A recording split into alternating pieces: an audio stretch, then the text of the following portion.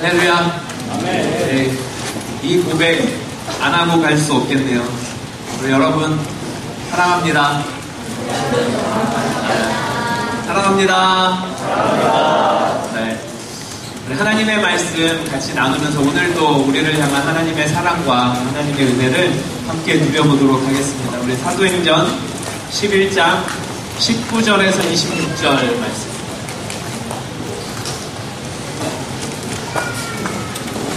사도행전 11장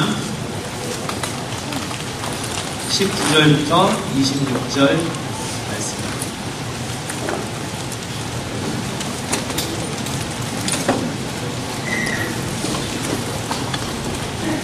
사도행전 11장 19절에서 26절까지 우리 함께 합독하도록 하겠습니다. 시작. 때에 스데반의 일로 일어난 환란을 인하여 흩어진 자들이 베니게와 구브로와 안디옥까지 이르러 도를 유대인에게만 전하는데 그 중에 구브로와 구레네 몇 사람이 안디옥에 이르러 헬라인에게도 말하여 주 예수를 전파하니 주의 손이 그들과 함께 하심에 수다한 사람이 믿고 주께 돌아오더라. 예루살렘 교회가 이 사람들의 소문을 듣고 바나바를 안디옥까지 보내니 저가 이르러 하나님의 은혜를 보고 기뻐하여 모든 사람에게 굳은 마음으로 주께 붙어있으라 권하니 바나바는 착한 사람이요 성령과 믿음이 충만한 자라. 이에 큰 무리가 주께 더하더라. 바나바가 사울을 찾으러 다소에 가서 만남에 안디옥에 데리고 와서 둘이 교회에 1년간 모여있어 큰 무리를 가르쳤고 제자들이 안디옥에서 비로소 그리스도인이라 일컬음을 받게 되었더라. 아멘. 여러분 하루하루가 하나님과의 만남에 기쁘십니까? 하루하루가 그 만남으로 인해서 더욱더 하나님과의 관계가 깊어지는 삶을 살고 계십니까? 우리 그리스도인들은 살아가면서 신앙이 깊어지는 은혜를 많이 아주 자주 체험을 합니다. 그 중에 아주 중요한 시간들의 하나가 이렇게 수련회라고 볼 수 있죠. 수련회 오면 정말 3박 4일 동안 한 주제를 가지고 계속해서 같은 말씀도 듣고 또 말씀도 나누고 은혜 받은 것도 나누고 또 GBS 시간을 통해서 그 주제에 대한 또 다른 시각들도 바라보고 그것을 통해서 정말 많은 은혜들을 받습니다. 그리고 하나님과 더 깊어지고 하나님을 더 알아가고 하나님을 더 많이 체험하고 돌아가는 것들을 우리가 수련회를 통해서 자주 경험합니다. 꼭 수련회뿐만 아니더라도요.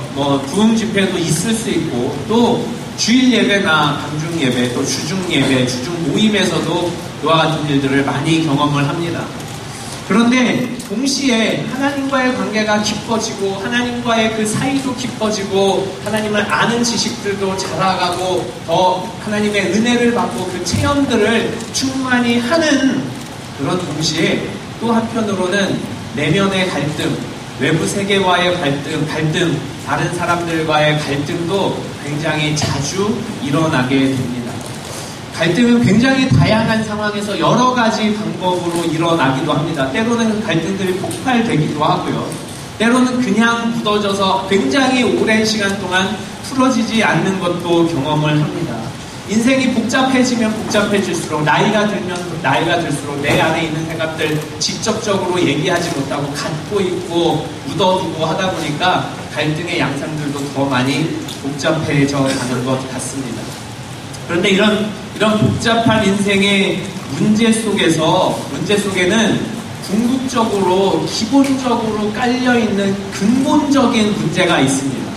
여러 가지 갈등의 양상들을 경험하고 나타나고 그것들이 폭발되기도 하지만 그 가장 기저에 있는 근본적인 갈등의 문제, 특별히 그리스도인들에게 있어서 갈등의 그 근본적인 문제는 바로 하나님의 주권을 인정하느냐 인정하지 않느냐의 문제로 나타나게 됩니다. 조금 더 자세히 이야기하면요.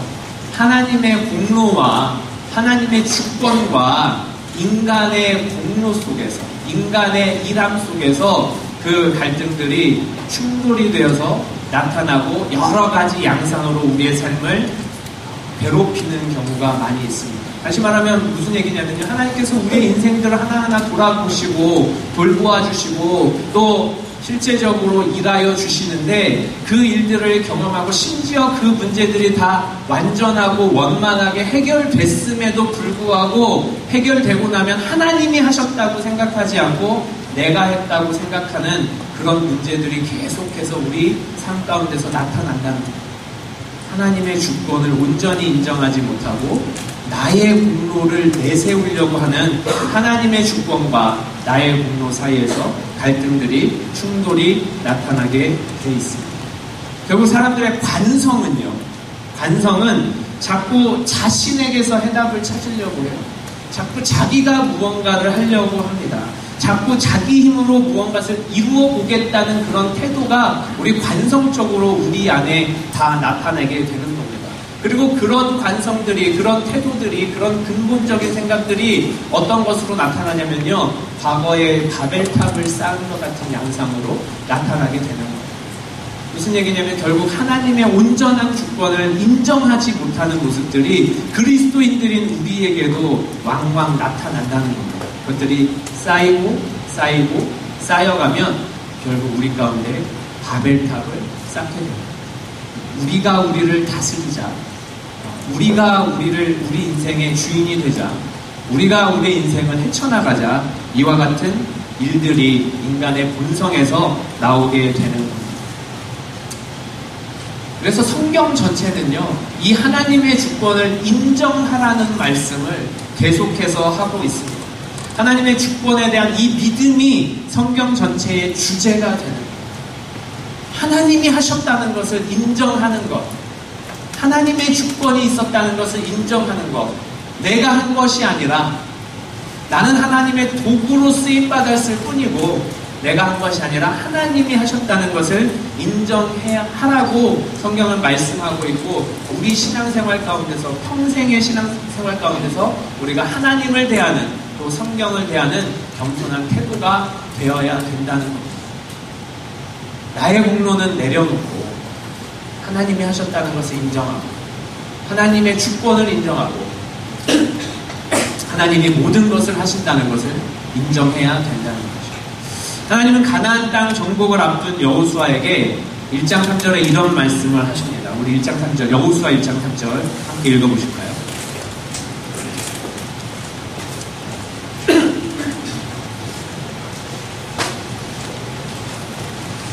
여호수아 1장 3절입니다.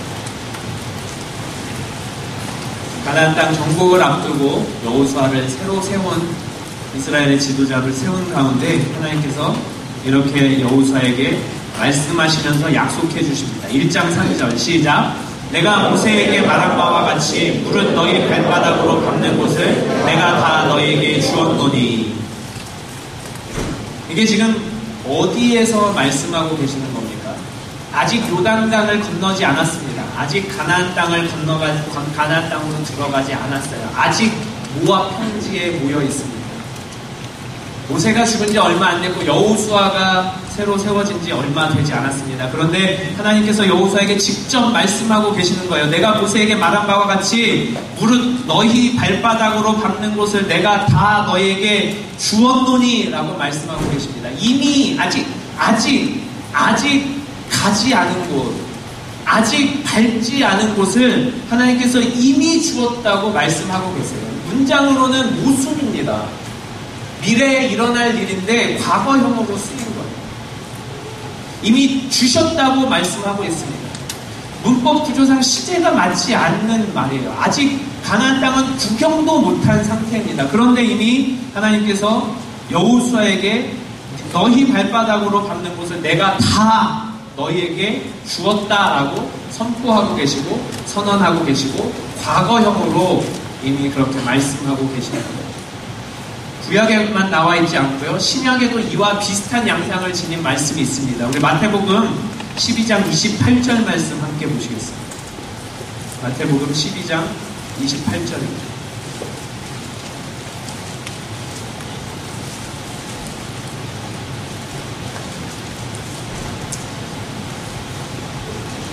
마태복음 12장 28절 함께 읽습니다. 시작. 그러나 내가 하나님의 성령을 힘입어 귀신을 쫓아내는 것이면 하나님의 나라가 이미 너희에게 임하였느니라. 하나님의 나라 아직 보지도 않았습니다. 그런데 예수님께서는 예수님을 둘러싼 그 무리에게 이미 임하였느니라 라고 과거형으로 말씀하고 계시는 거예요. 선포하고 계시는 겁니다. 이것은 무슨 얘기냐면요, 여호수아에서 가나안 땅은 어떤 인간적인 노력이나 인간적인 지략이나 인간적인 능력이나 인간적인 힘으로, 전투력으로 그 땅을 차지할 수 있는 것이 아니라는 겁니다. 이스라엘 사람들이 수백만의 사람이 있었고, 또 전쟁에 능한, 전쟁터에 나갈 수 있는 60만 명의 사람이 있었는데, 생각해 보십시오. 옛날에 언제죠? 조선시대 때 율곡이가 10만 양병설을 주장을 했어요. 그죠? 조선에서 10만 명의 군대가 있으면 외적이든 아니면 북쪽에서 다가온 오랑캐든 또 그런 중국 군대든 다 이길 수 있을 것이라고 미리 대비하자고 했습니다. 10만 명이 조선시대 때 10만 명으로도 그렇게 다 대비할 수 있을 만큼 큰 군사력인데, 이때 BC 1400년도 기원전 1400년에 60만 명의 싸울 수 있는 장정들이 있다는 것은요, 어마어마한 대군이었어요. 그때 당시 주변에 있는 모든 나라들을 정말 초토화시키고 남을 만한 군대였습니다. 그러니 얼마나 이 사람들이 자신감이 있었겠습니까? 얼마나 이 군사력에 대한 자만심까지 있었겠습니까? 그럼에도 불구하고 하나님께서 이미 구경도 안 했지만, 그래서 가나안 땅의 정복은 너희들이 너의 힘으로 하는 것이 아니라, 너희들의 군사력으로 하는 것이 아니라, 지략으로 하는 것이 아니라, 내가 허락할 때에 가나안 땅이 너에게 임한다는 것입니다. 그리고 그것을 이미 가나안 땅을 구경도 하기 전에 내가 너에게 주었다라고 말씀하고 있는 거예요. 사람의 노력으로가 아니라 하나님이 주셔야, 하나님이 허락해 주셔야, 하나님의 주권이 허가해야 그 땅을 소유할 수 있다고 말씀하고 있는 것입니다. 그러므로 가나안 땅을 밟는 것은 믿음으로 이 말씀을 의지하고, 이 말씀을 신뢰하고, 이 말씀을 받고 나아가서 실제로 걸을 때 이 말씀이 응하여지는 것들을 체험하는 그런 단계라는, 가나안 땅에 실제로 들어가는 것입니다. 하나님의 나라도 마찬가지입니다. 예수님께서 이 말씀 전까지는요, 회개하라, 하나님의 나라가 가까웠다고 말씀하고 있습니다. 어떤 사람에게는 네가 하나님의 나라에 멀지 않았다라고 말씀하고 있었어요. 그런데 이 말씀에서는 하나님의 나라가 너에게 임하였다라고 말씀하고 있습니다. 마찬가지입니다. 우리의 노력이나 우리의 공로나 우리의 의지로 들어가는 것이 아니라, 우리의 어떤 지혜로 들어가는 것이 아니라, 하나님이 허락해 주시고, 하나님이 허가해 주시고, 하나님의 주권이 허락해 주셔야 하나님 나라를 소유할 수 있다는 겁니다. 다시 말하면 60만의 대군을 가진 이스라엘 사람들이 그 당시 정말 소수민족들을 다 쳐내서 없앨 수 있고 전쟁에서 승리할 수 있지만, 그러나 하나님이 허락하시지 않으면 그 승리가 그들에게 주어지지 않을 것이라는 것이 성경을 통해서 나타나고 있고요. 실제로 여리고성을 점령한 이스라엘 사람들이 교만하여 여리고성보다 훨씬 작은 아이성에 몇만 명의 대군을 이끌고 갔음에도 불구하고 처참하게 깨지고 패하는 그런 상황들을 우리가 성경을 통해서 볼 수 있습니다. 그러므로 우리는 이와 같은 성경의 많은 실제적으로 일어난 역사적인 일들 가운데서 하나님의 주권 하에 우리가 얼마나 그 하나님의 주권을 믿고 의지하고 순종하고 나아가느냐 하는 것들을 성경을 통해서 배워야 한다는 것입니다. 그러므로 우리가 하나님 나라를 소유하는 것, 우리가 하나님 나라에 들어가는 것, 우리가 하나님 나라에 소속되는 것, 그것은 우리의 공로가 아니라 하나님께서 은혜로 우리에게 이미 주신 것이고, 우리가 믿음으로 그것을 확인하며 이 땅 가운데서 살아갈 때 우리의 삶 가운데서 확인하며 확증하며 나아가는 것이 우리의 실제적인 믿음의 모습이라는 것을 성경은 말씀하고 있는 겁니다. 그리고 성경은, 하나님은, 예수님은 우리에게 이와 같은 모든 것들 너에게 이미 주었으니 너의 노력으로가 아니라 하나님을 믿는 믿음으로, 그리스도를 믿는 믿음으로 이제 나에게 주어진 줄 믿고 소유하고 그것을 누리라고 우리에게 말씀하고 계십니다. 우리가 밝히 알아야 되는 거는요, 이 교회도, 그리고 이 모임도, 우리 CBA도 하나님께서 은혜로 우리에게 주셨다는 겁니다. 그것이 우리가 하나님의 절대적인 주권을 인정하고 나아가는 한 모습이라는 겁니다. 그리고 하나님께서 우리 CBA 공동체를 우리에게 주셨으니 여기서 하나님의 은혜를, 하나님의 사랑을, 하나님의 축복을, 하나님의 풍요로움을 누리라고 말씀하고 계시는 거예요. 여러분, 이곳에 부르신 것이 여러분들의 의지로 나왔다고 생각하시는 분이 혹 계실지 모르겠습니다. 하나님의 허락하심이 있으셨다. 하나님의 주권이 우리를 이곳으로 이끌었다고 말씀하고 있습니다. 그리고 이 공동체를 누리라고 하나님은 말씀하고 있는 거예요.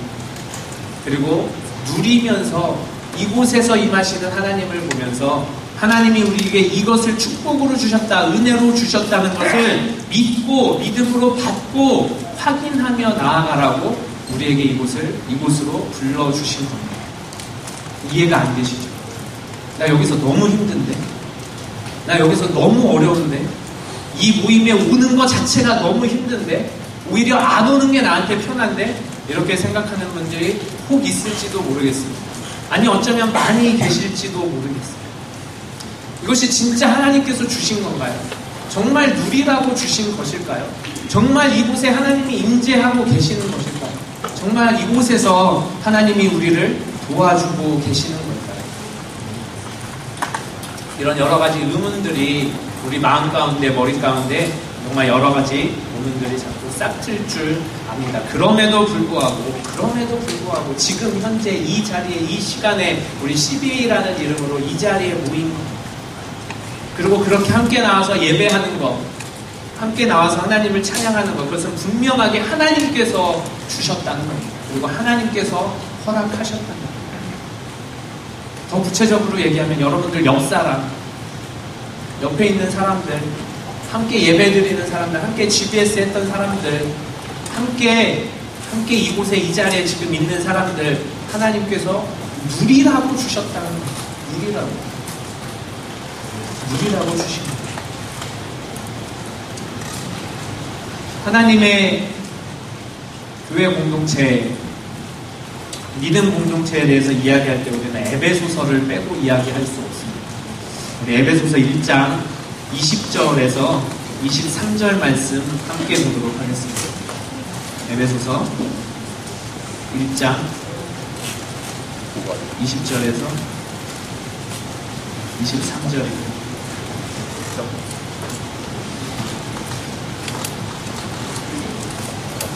1장 20절에서 23절까지 함께 읽겠습니다. 시작. 그 능력이 그리스도 안에서 역사하사 죽은 자들 가운데서 다시 살리시고 하늘에서 자기의 오른편에 앉히사 모든 정사와 권세와 능력과 주관하는 자와 이 세상뿐 아니라 모든 세상에 있는 모든 이들 위에 뛰어나게 하시고 또 만물을 그 발 아래 복종하게 하시고 그를 만물 위에 교회의 머리로 주셨느니라. 교회는 그의 몸이니 만물 안에서 만물을 충만케 하시는 자의 충만이니라. 우리가 그리스도로 말미암아 교회의 몸이 되었다고 말씀하고 있습니다.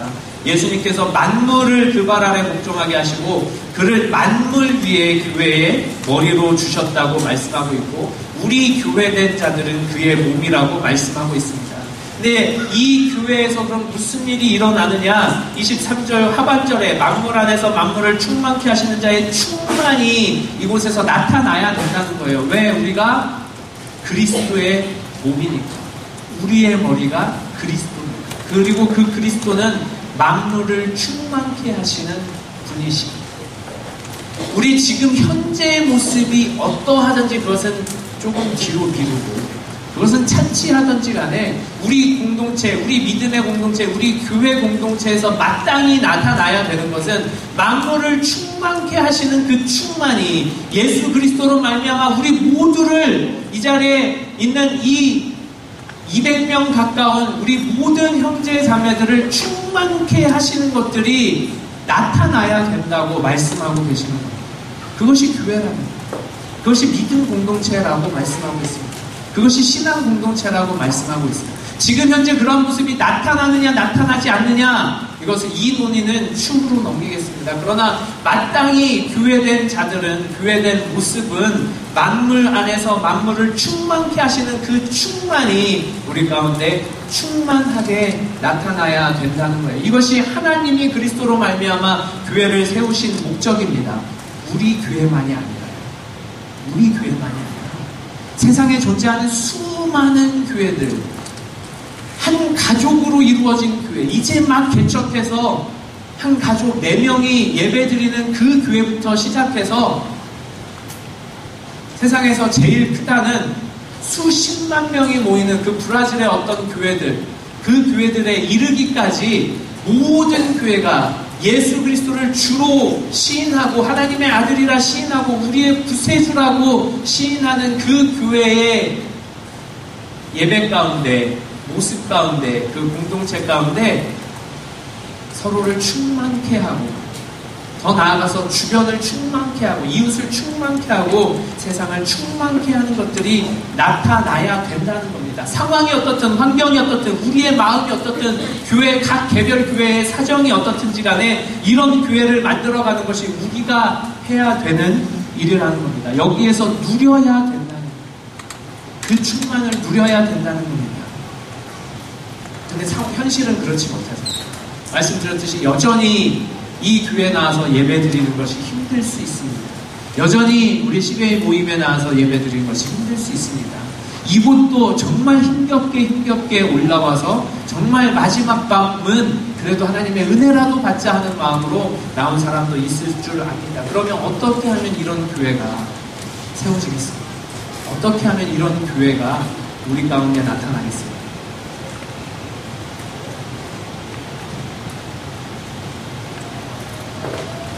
여러분, 캠퍼스 영혼들을 한번 바라보십시오. 서로 한번 바라보기 바랍니다.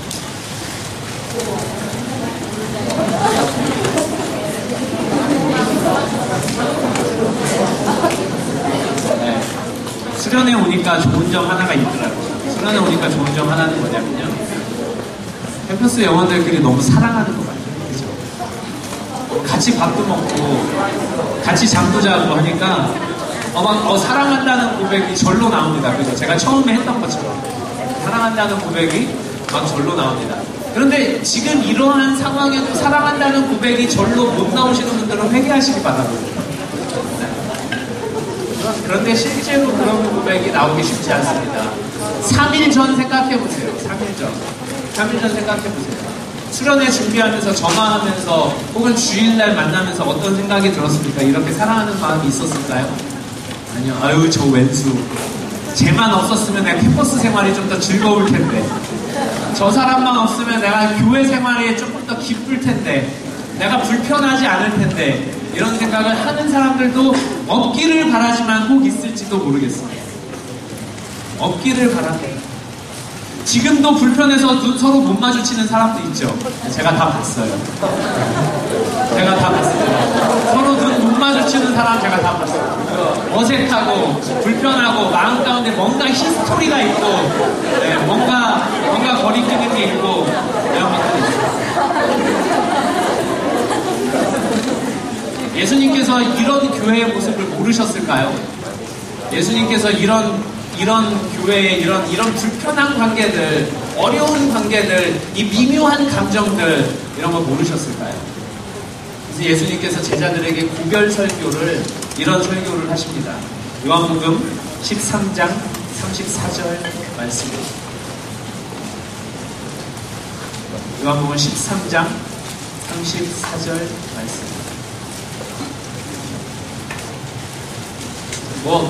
사실 너무나도 잘 아는 말씀이라 여러분들 찾을 필요는 없지만, 그럼에도 불구하고 한번 같이 읽어보도록 하겠습니다. 요한복음 13장 34절 말씀. 시작. 새 계명을 너에게 주노니 서로 사랑하라. 내가 너희를 사랑한 것 같이 너희도 서로 사랑하라. 우리가 눈여겨봐야 될 것은 이것이 예수님이 하신 고별 설교라는 거예요. 제자들에게 하신 고별 설교입니다. 돌아가시기 전에 요한복음에 특별히 이 고별 설교를 굉장히 길게 17장까지 나와 있어요. 그 기도로 마무리하는 그런 내용들이 나와 있습니다. 도별 설교. 위에 너희 중에 한 사람이 나를 팔리라 이런 얘기도 하시고요. 또 위에 베드로더러 다 불기 전에 네가 3번 나를 부인하리라 이런 얘기도 하십니다. 그럼에도 불구하고 이제는 예수님이 이 공동체에 없으니까, 제자 공동체에 없으니까, 이제 곧 죽으러 가시니까, 그리고 그 이후에도 이제 하늘로 승천하시기 때문에 이 자리에 없기 때문에 예수님께서 마지막으로 새 계명을 너희에게 주노니 라고 이 계명에 대해서 말씀하고 계십니다. 그게 뭡니까? 서로 사랑하라. 서로 사랑하라. 너무나 식상한 말씀이죠. 우리 너무나도 많이 들은 말씀이죠. 서로 사랑하라. 이제 예수님이 이제 떠나는 상황입니다. 제자들과 함께 있을 수 없는 상황입니다. 이제 십자가에 죽을 수밖에 없는 상황입니다. 예수님을 메시아로 기다렸던, 믿고 3년 동안 따랐던 제자들에게 이제 그 믿음의 대상이 없어지는 상황이에요. 여차하면 이 12명, 예수님께서 3년 동안 공들인 이 12명의 제자 공동체가 흐트러질 위기에 있습니다. 이제 좀 있으면 깨질 거예요. 예수님이 없으면 예수님을 메시아로, 특별히 정치적인 메시아로 생각했던 사람들은 다 떠나갈 겁니다. 그렇기 때문에 예수님께서 새 계명을 너희에게 주노니, 지금까지 것들 넘어서서 새로운 계명을 너희에게 주노니 서로 사랑하라고 말씀하고 있습니다. 이 제자 공동체를 지키는 유일한 길, 하나님 나라 공동체를 세우고 지키는 능력, 이 유일한 길이 바로 서로 사랑하라는 이 명령으로 나타나는 겁니다. 그런데 여기 우리가 눈여겨봐야 되는 것이, 이것이 새 계명이라고 말씀하고 있어요. 서로 사랑하라는 게 새로운 계명입니다. 과거에도 이미 여러 차례 이야기했던 말씀입니다. 율법사들이 찾아와서 제일 큰 강령이 무엇입니까? 하나님을 사랑하고 이웃을 사랑하라고 이미 말씀하고 계셨어요. 구세대의 약속이고 명령이고 계명입니다. 그런데 새 계명이라고 예수님은 말씀하고 있어요. 이 새 계명이 제자 공동체를 지키는 힘이고 유지시키는 힘이고, 이 새 계명이 우리 공동체, 교회 공동체, 신앙 공동체를 지키고 세우고 유지하는 길이라고 예수님께서 말씀하고 있습니다. 이 새롭다는 의미는요, 본질적으로 과거와 다른 것을 이야기합니다. 새로운 차원의 사랑을 이야기합니다. 새로운 차원의 사랑. 여러분, 사랑하는 사람이 있습니까? 꼭 연애를 해야만 사랑하는 사람이 있는 거는 아니죠. 그렇죠?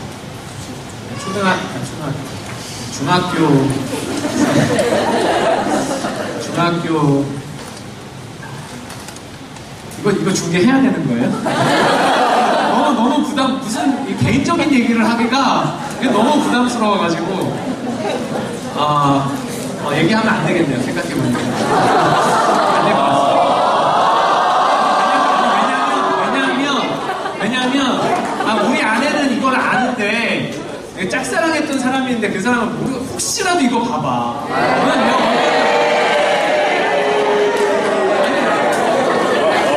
내 입장도 고려를 해줘야지. 결론을 얘기하자면 짝사랑도 사랑이에요. 그죠?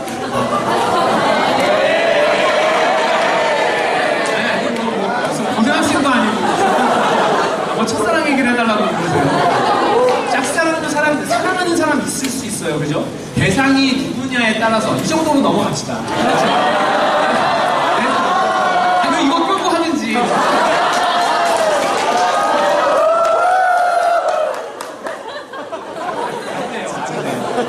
혹시 어제 저녁에 이거 조회수 몇이었어요?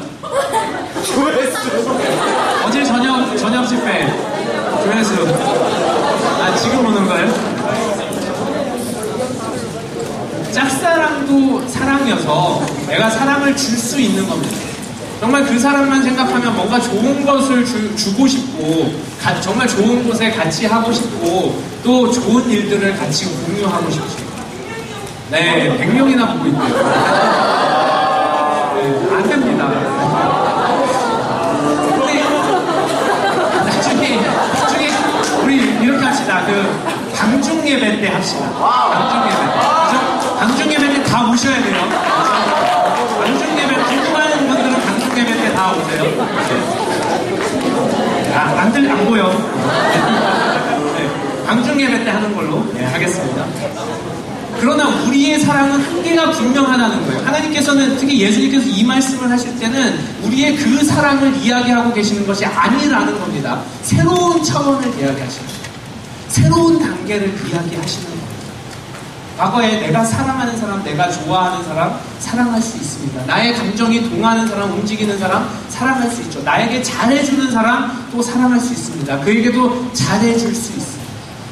또 나를 칭찬해주고 격려해주고 나를 인정해주는 사람 당연히 또 마음이 가기도 합니다. 그런데 예수님께서 말씀하시는 이 서로 사랑하라, 새 계명으로서 서로 사랑하라는 이 말씀은 완전히 다른 차원의 사랑을 이야기하는 겁니다. 세상에 속한 사랑이, 옛 사랑이 세상에 속한 사랑을 옛 사랑이라고 하고 하나님께서 속한 사랑을 새 사랑이라고 이야기한다면요, 물질적인 사랑이 옛 사랑입니다. 하늘에 속한 사랑이 새 사랑이죠. 새 계명입니다. 나 중심의 이기적인 사랑은 옛 사랑이라고 할 수 있습니다. 나를 기우고 나를 버리고 나를 포기하고 사랑하는 것은 새로운 계명으로서의 사랑이라고 할 수 있습니다. 내가 인정받고 싶어서, 내가 받고 싶어서, 내가 사랑받고 싶어서, 내가 외로움을 타파하기 위해서 그렇게 갈구하는 것은 옛 사랑입니다. 그러나 그것이 아니라 내가 주고, 내가 주면서 행복을 느끼고, 내가 베풀어 주는 것이 새로운 계명으로서의 사랑입니다. 나를 사랑하는 사람을 사랑하는 것은 옛사랑이라고 할 수 있습니다. 그러나 원수까지도 사랑하는 그것이 바로 새로운 계명으로서의 사랑입니다. 여기서 더 나아가서 예수님께서 이 계명을 제자들에게 주실 때 한 가지 조금 더 구체적으로 말씀해 주셨습니다. 34절 계속 하반절에 보면요, 내가 너희를 사랑한 것 같이 너희도 사랑하라 라고 말씀하고 있습니다. 내가 너희를 사랑한 것 같이 너희도 서로 사랑하라, 그렇게 말씀하고 있습니다. 예수님께서 어떻게 사랑의 모습을 보여주셨습니까? 제자들의 발을 씻김으로 사랑의 모습을 보여주셨습니다. 실천해 주셨습니다. 그리고 이 당시의 제자들은 체험하지 못했지만 우리는 그보다 한 차원 더 깊은, 한 차원 더 높은 그 사랑도 이미 경험했습니다. 무슨 사랑입니까? 예수님께서 우리를 위해 죽기까지 사랑해 주셨다. 죽기까지 사랑해 주셨습니다. 나를 사랑해서, 여러분, 한 사람 한 사람을 사랑해서 죽기까지 보여주셨어요. 그러므로 그 새로운 차원의 사랑을 우리에게 명령하고 계십니다. 계명으로 주고 계십니다. 내가 너희를 사랑한 것 같이, 죽기까지 사랑한 것 같이, 너희 발을 닦아줄 만큼 사랑한 것 같이 너희도 나를 사랑하라고, 너희도 서로 사랑하라고 말씀하고 있습니다. 다음 장에는 더 놀라운 예수님의 말씀이 나옵니다. 뭐라고 하냐면요, 너희가 서로 사랑하면 이로써 모든 사람이 너희가 내 제자인 줄 알리라 라고 말씀하셨습니다. 여러분, 제자의 삶을 진정으로 원하십니까? 정말 그리스도의 제자가 되고 싶으십니까? 예수님께서 분명하게 말씀해 주셨어요. 너희가 서로 사랑하면, 그러면 너희가 내 제자인 줄 안다고 그랬습니다. 괜히 무서워하는 척 하시는 거죠? 나방 한 마리 뭐 물지도 않는데.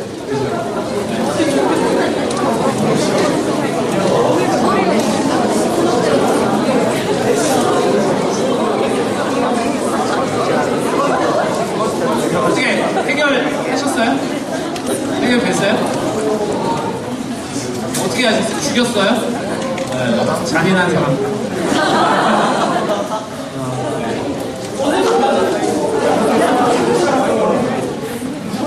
우리 용감한 대석 형제가 가차없이 밟아 죽였습니다.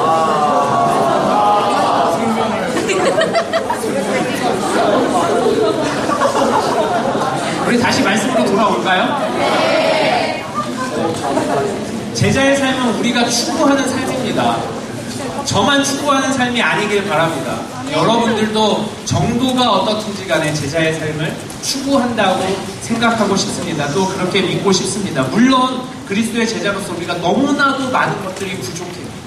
너무나도 많은 것들이 부족합니다. 하나님의 뜻도 제대로 모르겠고 말씀도 제대로 모르겠고 읽어도 무슨 말인지도 모르겠고 깨닫지도 못하겠고 졸리기만 하고 교회 와도 그렇습니다. 그럼에도 불구하고 많이 부족하고 많이 연약하고 아는 것도 별로 없어도 그럼에도 불구하고 예수님의 제자가 되고 싶다는 생각 한 번쯤은 다 해보셨을 줄 믿고 지금도 하고 계실 줄 믿습니다. 살아가는 것도 힘들지만 우리 삶의 환경들이나 삶의 현장들도 너무 힘들지만 그럼에도 불구하고 이 자리에 나와 있는 사람들은 예수님의 제자가 되고 싶다, 진정한 그리스도인이 되고 싶다, 이런 마음이 우리 가운데 있을 줄 압니다. 그런데 그 기준이 서로 사랑하는 데 있다는 거예요. 예수님은 그렇게 말씀하고 계십니다. 우리가 나가서 전도해야 되고, 우리가 나가서 양육해야 되고, 우리가 나가서 다른 사람을 제자 삼는 것들, 이런 것들도 제자의 삶의 모습이기는 하지만 가장 기본적인 것, 가장 기초적인 것, 가장 기준이 되는 것이 바로 서로 사랑하면, 그러면 너희가 내 제자인 줄 안다고 말씀하고 있는 겁니다. 우리가 줄 수 있는 것이 별로 없다고 해도, 우리가 정말 그 상대방을 채워줄 수 있는 것들이 별로 없다고 하더라도, 우리가 정말 진정으로 위로해주고 진정으로 안아주고 정말 진정으로 평안을 줄 수 있는 힘도 없다 하더라도, 우리가 또 하나님의 말씀을 정말 완전히 완벽하게 다 알아서 그것을 유창하게 내가 사랑하는 사람에게 다 나누어 주거나 가르쳐 주거나 양육하거나 그런 능력이 없다 하더라도 여러분 가운데 사랑이 있으면, 또 서로 사랑하면, 그러면 예수님께서 내 제자라고 인정해 주신다는 거예요. 내가 부족해도, 내가 연약해도, 내가 힘들어도, 그럼에도 불구하고 내 옆사람, 나와 함께하는 사람, 내 모임에 있는 사람, 우리 형제 자매들, 우리 교회에 속한 사람, 우리 이웃들 사랑하면, 그러면 네가 내 제자다 라고 하나님께서 인정해 주신다는 겁니다. 그런데 반대로요, 천사의 말을 한다 해도, 산을 옮길 만한 믿음이 있다 하더라도, 여러 가지 예수님의 이름으로 이적까지 행한다 하더라도 사랑이 없으면 아무것도 아니라고 고린도전서에 말씀하고 있습니다. 그렇기 때문에 여기서 새로운 차원의 사랑, 이것들을 예수님께서는 성경을 통해서 계속해서 강조하고 있습니다. 또 예수님의 제자들은 이것을 너무나도 잘 알아서 서신서에 계속해서 교회들마다, 제자들마다 그렇게 말씀하고 계십니다. 요한복음 15장에서 예수님은 이것을 다시 한번 강조하십니다. 내 계명은, 요한복음 15장 12절, 내 계명은 곧 내가 너희를 사랑한 것 같이 너희도 서로 사랑하라 하는 이것입니다. 얼마나 중요하면 앞에 13장에서 새 계명을 주신다고 말씀하셨고, 그것이 내가 너희를 사랑한 것 같이 너희도 서로 사랑하라고, 또 서로 사랑하면 이로써 모든 사람이 너희가 내 제자인 줄 안다고도 말씀하셨는데, 2장 지나서 계속해서 예수님의 고별 설교에서 다시 한번 강조하시는 거예요. 내 계명은 곧 내가 너희를 사랑한 것 같이 모든 것을 부어줌으로 너희도 서로 사랑하라 하는 이것이라고 말씀하고 있는 것입니다.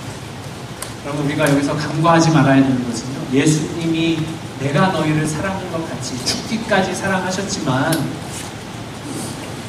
노예의 모습으로 사랑하셨다는 것을 우리가 기억해야 합니다. 그때 당시에 사람들의 발을 씻기는 것은 노예들이 하는 것입니다. 최소한 하인들이 하는 것입니다.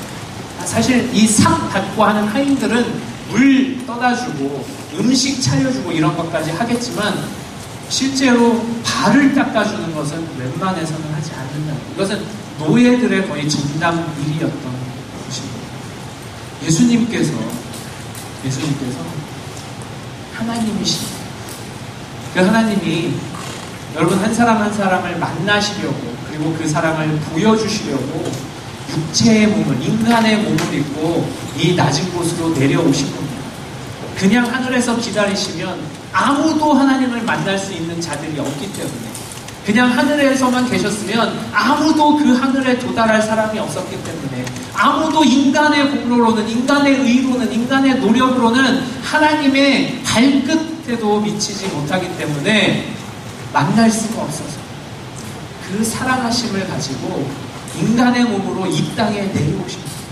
그런데 더 놀라운 것은 그냥 인간의 몸으로 정말 한 스승으로서, 랍비로서, 존경받는 사람으로서 그렇게 가셨어도 충분히 존경을 받고 충분히 하나님의 아들이라고 인정도 받고 충분히 많은 사람들에게 대우도 받았는데 거기서 그치지 않았다는 거예요. 무릎 꿇고 손수, 수건을 허리에 동이고 그 더러운 발들을 씻기셨다는 겁니다. 그게 예수님이 보여주신 새로운 차원의 사랑이었어요.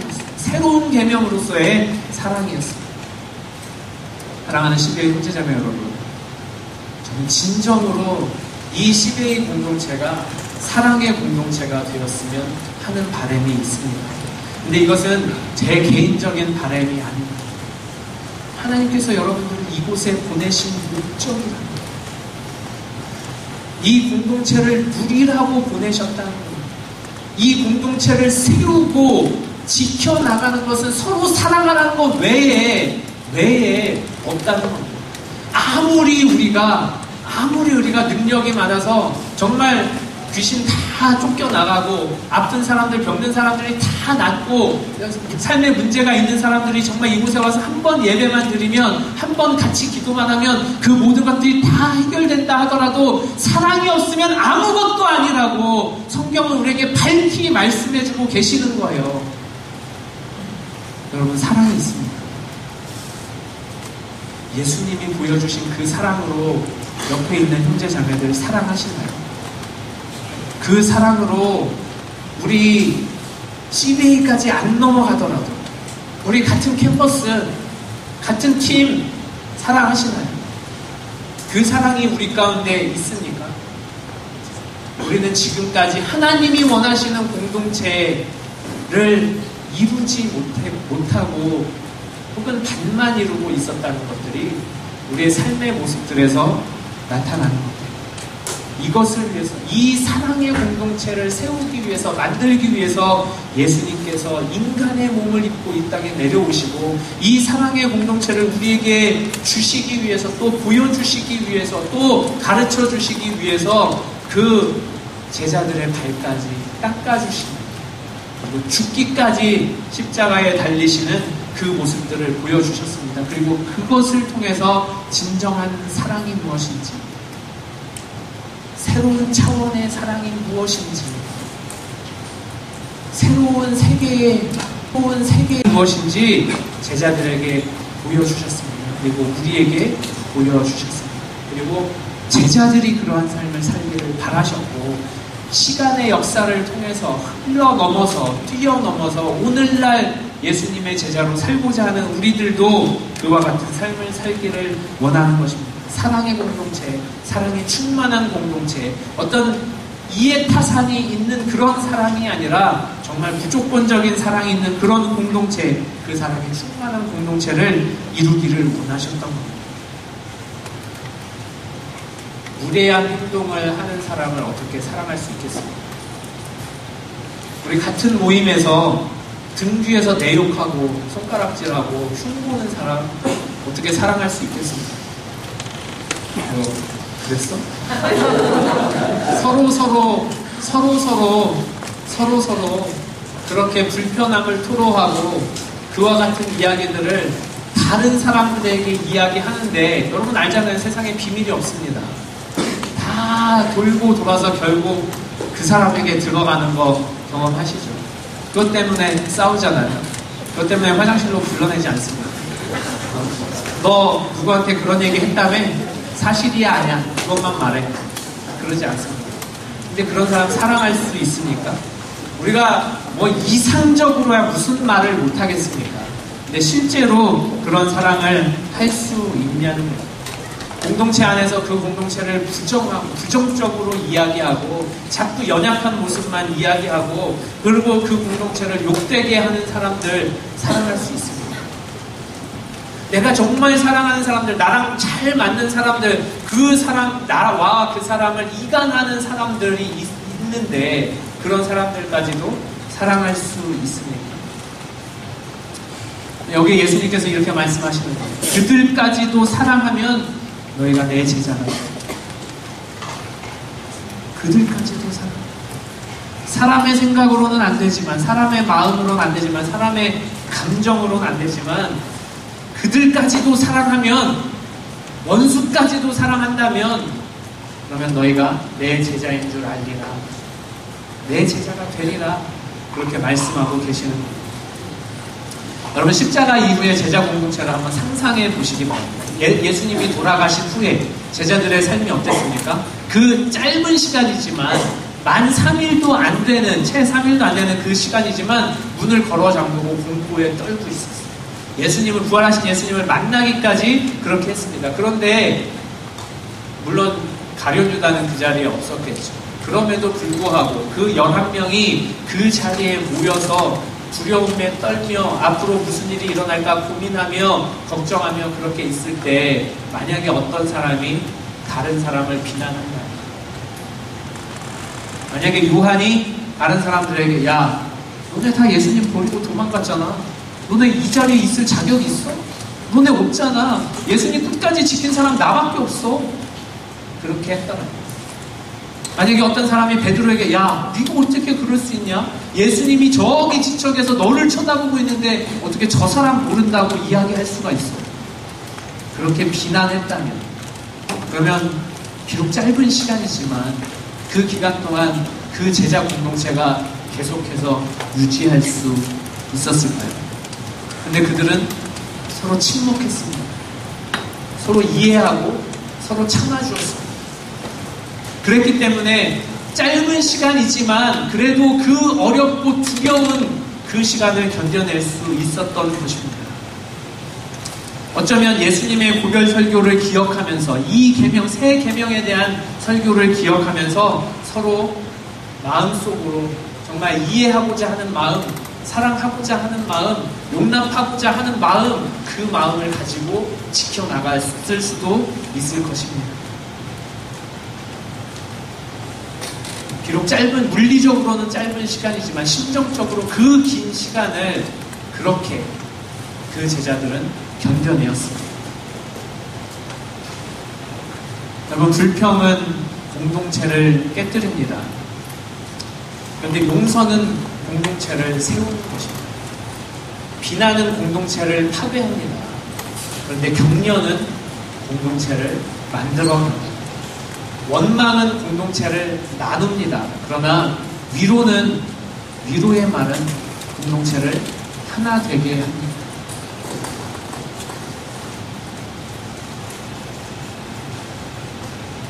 한 청년 공동체가 있었습니다. 절반, 그 청년 공동체의 절반 정도는 그 교회에서 어렸을 때부터 커온 그런 사람들이었어요.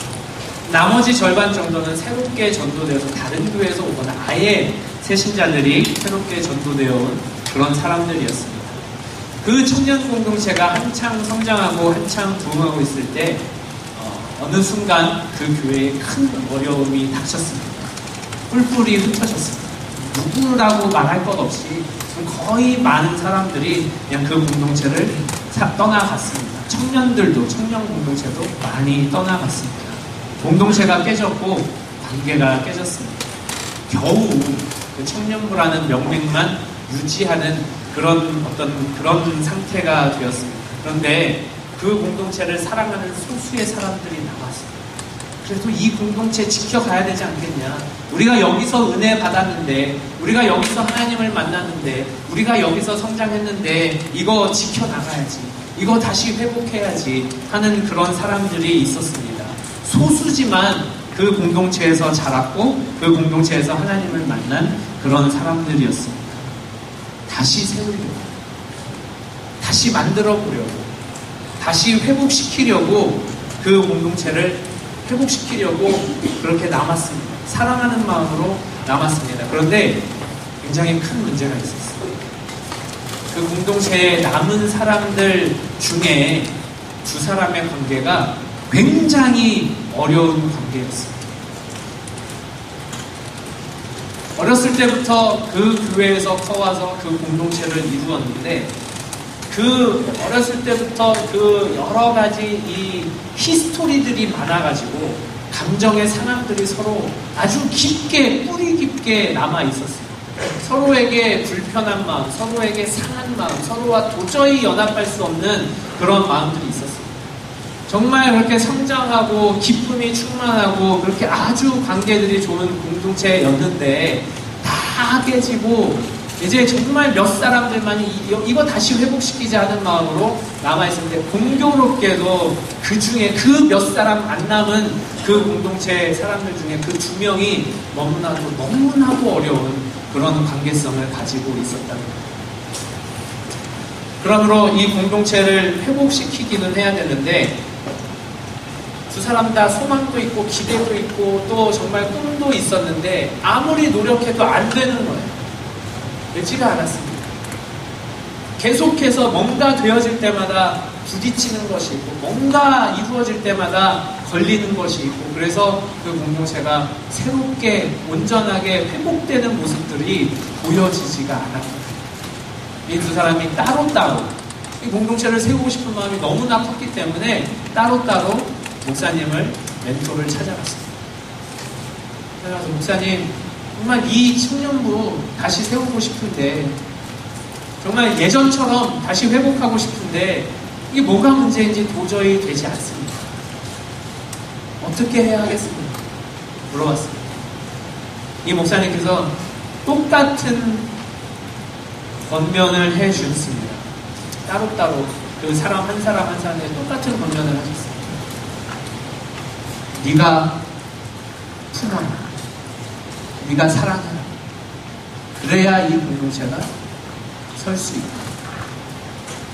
이 사람에게도 네가 사랑하지 않으면 이 공동체가 세워질 수 없다. 이렇게 이야기를 했습니다. 불편해도 싫어도 미워도 사랑해라. 그게 첫걸음이고 그게 주님이 부탁하십니다. 그리고 그렇게 사랑으로 그런 사람들이 나타나고 그 공동체 안에서 그렇게 발현이 된다면 결국은 하나님께서 원하시는 이 사랑의 공동체, 온전한 공동체가 다시 시작되고 회복되고 온전케 될 날들이 오리라고 믿는다는 것입니다. 사랑하는 형제자매 여러분, 여러분들이 얼마만큼 느끼는지는 모르겠지만 우리 공동체는 위기 가운데 있습니다. 각 사람이 느끼는 정도는 다 다르겠지만 분명하게 위기 가운데 있습니다. 이때는 서로 격려하고 위로하고 사랑해야 이 위기를 넘어갈 수 있습니다. 여러분, CBA 공동체의 회복을 바라십니다. CBA 공동체에 다시 세워지는 것을 바라십니까? 온전케 되는 것을 바라십니까? 유일한 방법은 서로 사랑합니다. 새로운 차원의 사랑, 새 계명으로서의 사랑, 그것밖에는 되지 않습니다. 공동체를 세우기 위해서는 서로의 약점과 상처와 쓴 뿌리들을 안아주고 보듬어 주어야 합니다. 그래야 공동체가 세워집니다. 잘못을 지적하고 약점을 지적하고 약점을 이야기한다면 공동체가 바로 설 수 없습니다. 그런 이야기들이 흘러넘친다면 우리 공동체 안에서는 하나님이 원하시는 이 사랑의 풍요로움이 삼위일체 공동체의 그 풍성함이 우리 가운데서 흘러넘치지 않습니다. 서로 손가락질하고 서로 비난하고 서로 잘못을 지적하는 모습들밖에는 나타나지 않는다. 오늘 본문 말씀에는 바나바가 나옵니다. 우리 다시 한번 본문 말씀 사도행전으로 들어가 보도록 하겠습니다. 사도행전 11장 22절부터 24절 말씀입니다. 사도행전 11장 22절 24절 다시 한번 읽어보도록 하겠습니다. 예루살렘 교회가 이 사람들의 소문을 듣고 바나바를 안디옥까지 보내니 저가 이르러 하나님의 은혜를 보고 기뻐하여 모든 사람에게 굳은 마음으로 주께 붙어있으라 권하니 바나바는 착한 사람이요 성령과 믿음이 충만한 자라. 이에 큰 무리가 주께 더하더라. 여러분, 한 사람만 있습니다. 모든 사람을 품어주는 한 사람만 있으면 됩니다. 내 옆 사람이 그런 사람이 아니라면 내가 하면 됩니다. 여러분 한 사람이, 여러분 모임에서, 여러분 캠퍼스에서, 여러분 팀에서 한 사람만이 이렇게 모든 캠퍼스 영혼들을 품어주는, 모든 형제 자매들을 품어주는 한 사람이 나오기를 바랍니다. 진정한 예수 그리스도의 제자가 되고 싶어서 예수님께서 직접 말씀하신 새 계명을 실천하는, 새로운 단계의 사랑을 실천하는 한 사람만 있으면 우리 공동체가 변합니다. 우리 모임이 변합니다. 우리 교회가 변합니다. 그 한 사람이 없어서 우리 CBA가 아직까지 변하지 않고 있는 거예요. 우리 교회가 아직까지 변하지 않고 있는 겁니다. 그 한 사람이 없어서, 하나님 앞에 진정으로 순종하는 그 한 사람이 없어서 우리 교회가 여전히 아프고, 우리 교회가 여전히 불편하고, 우리 교회가 여전히 가슴 아픈 공동체로 남아있는 겁니다. 그 한 사람 어디 있습니까? 하나님이 찾으시는 그 한 사람, 모두를 사랑할 수 있는, 하나님이 가르쳐 주신, 예수님께서 직접 말씀해 주신 이 세 계명을 실천하는 사람, 그 한 사람 어디 있습니까? 그 한 사람이 내가 되기를 바랍니다. 그 한 사람이 최소한 모임에서 한 명씩은 나와 주었으면 좋겠어요. 오늘도 모임에 안 나오는 사람을 탓하지 말고 그냥 내가 모두를 사랑함으로 품어주고 보듬어주고, 안 나오는 사람들 안타까워하고, 그들에게 무난해주고, 그들에게 신방해주고, 그들에게 전화해주고, 그 사정을 들어주는 사람이 우리 모임에서 한 사람씩 나왔으면 좋겠습니다. 모임에 많은 사람이 있습니다. 이렇게 보라색으로 입으니까 더 많아 보이는 것 같아요. 이 많은 사람들 다 품어줄 수 없겠죠. 그러나 한 사람만 있습니다. 한 사람만 있습니다. 한 사람만 있습니다. 새로운 차원의 이 세 계명을 지켜가는 사람, 나의 욕심을 추구하기보다, 나의 유익을 추구하기보다, 나의 이익을 추구하기보다 다른 사람의 유익을 구해주는 사람, 다른 사람의 그 필요를 채워주는 사람, 다른 사람의 마음을 받아주는 사람, 그 마음을 알아주는 사람, 그 사람 한 사람만 있으면 됩니다. 여러분, 지금은요, 가만히 있어도 우리 공동체 깨질 수밖에 없습니다. 가만히 놔둬도 깨져요. 여러분들이 불평을 얘기하지 않아도, 여러분들이 그 부족한 부분을 이야기하지 않아도, 여러분들이 정말 연약한 부분을 콕 집어서 얘기하지 않아도 우리 공동체 깨질 수밖에 없는 상황입니다. 그렇기 때문에 서로 사랑하라는 이 계명이, 내가 너희를 사랑한 것 같이 너희도 서로 사랑하라는 이 예수님의 말씀이 오늘 더 절실하게 들리는 겁니다. 오늘 바나바가 안디옥 교회에서 모든 사람을 품어주었습니다. 모든 사람에게 굳은 마음으로 주께 붙어 있으라 권했던 사람이 바로 이 바나바였습니다. 이 사람을 통해서 안디옥 교회가 부흥하고, 이 사람을 통해서 안디옥 교회 성도들이 평안을 누리고, 이 사람을 통해서 안디옥 교회 사람들이 삼위일체의 풍성함을 누리게 됐던 거예요. 이 가운데 200명 가까운 사람이 있지만 필요 없습니다. 한 사람만 예수 그리스도의 진정한 제자가 되어서 내가 다른 사람 다 사랑해주겠다 하는 사람만 있으면 우리 CBA 살아납니다. 우리 공동체 살아납니다. 우리 교회 살아납니다. 그 사람을 하나님께서는 기다리고 계십니다.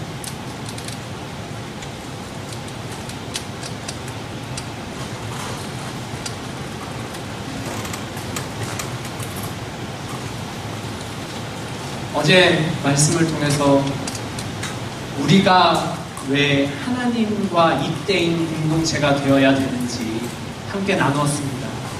하나님의 그 사랑의 공동체가 어떠한 모습인지도 성경을 통해서 함께 나누었습니다. 어제도 말씀드렸지만 하나님께서는 각각의 지역 교회들을 영원히 유지시키려고 하지 않습니다. 어제도 말씀드렸지만 만약에 그랬다 하면 예루살렘 교회가 지금까지는 있어야겠죠.